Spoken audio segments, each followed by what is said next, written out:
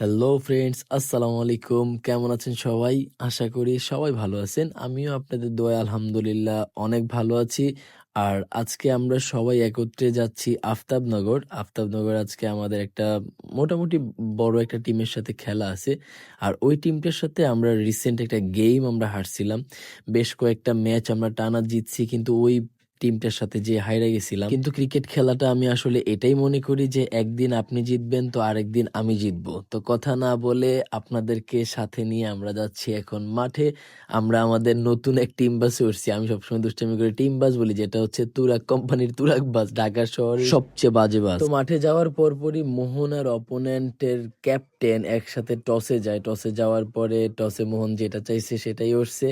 তার মানে মোহন জিতছে। মোহন জিতার পরে যখন আমাদের কাছে আসছে যে কিভাবে কি, আমি বোলিং এর সিদ্ধান্ত নেই আজকে। কারণ হচ্ছে এই টিমের সাথে গত কয়েকদিন আগের যে ম্যাচটা আমরা খেলছিলাম ওইটাতে আমরা ফার্স্ট ব্যাট করি, লাস্ট বল করি। আর লাস্ট বোলিং এ যে আমাদের বলাররা স্পটটা ধরে রাখতে পারে না, যার জন্য আমরা হাইরে গেছিলাম। তো আজকে আমরা আগে বোলিং এর সিদ্ধান্ত নেই। আর এই টিমটার সাথে জিতাটা যেহেতু এক্সট্রা একটু চ্যালেঞ্জের ব্যাপার আছে, কারণ হচ্ছে এই টিমটাতে আজকে অনেকেই ছিল, অনেক ভালো ভালো প্লেয়ার ছিল, যার জন্য একটু চিন্তিত আমরা সবাই ছিলাম।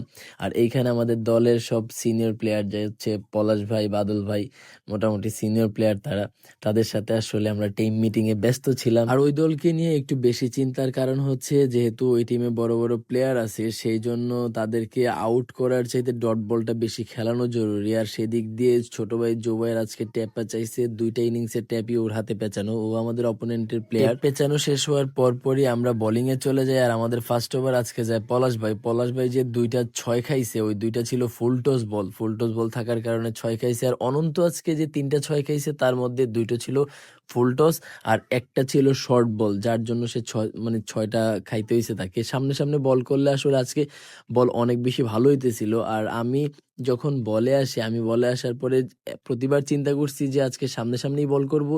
আর আজকে বেশিরভাগ বলই সামনে সামনে করছি। প্রথম বল আইসাই দিছি কিন্তু ফুল টস, আপনারা হয়তো বা খেয়াল করছেন।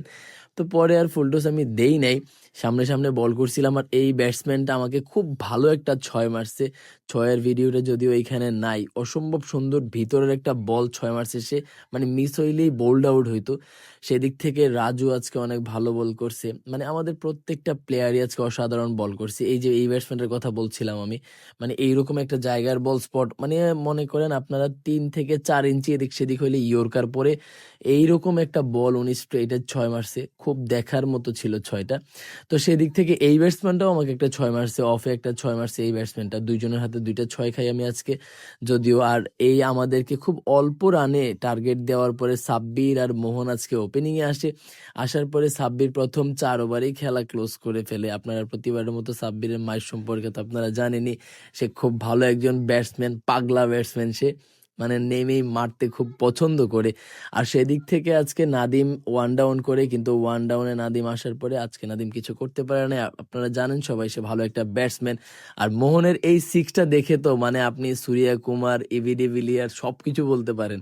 মানে হাইনো এর সাথে মানে ছয়, মানে পুরাটা মাঠ গরম হয়ে গেছে ছয়টা দেখার পরে। অনেক সুন্দর একটা শট ছিল, আপনি দরকারে ভিডিওটা একটু পিছনে টেনেও দেখতে পারবেন। আর রাজু নামার পরে আমি তো ভাবছি যে হয়তোবা আমি আর নামার জায়গা থাকবে না, কারণ রান যেহেতু খুবই কম রান, পরে আবার আমি নামতে পারি। আসল কথা হচ্ছে অপোনেন্টকে আমরা আজকে 102 রানেই 12 ওভারে শেষ করে দিয়েছিলাম, যার জন্য রানের প্রেসারটা খুব কম ছিল। আর আমার ব্যাট থেকে আজকে একটা ছয় ছিল, লাগতোই হয়তোবা 10-12 রান। সেদিক থেকে আমি একটা ছয় মারি। আর অনন্ত শেষের দিকে এটা কাভার দিয়ে 4 মেরে দেয় খুব সুন্দর একটা শটের মাধ্যমে। আজকের খেলাটা শেষ হয় এবং আমরা জিতে যাই। জিতার পর যেই কথা সেই কাজ, প্রতিবার একই দোকান।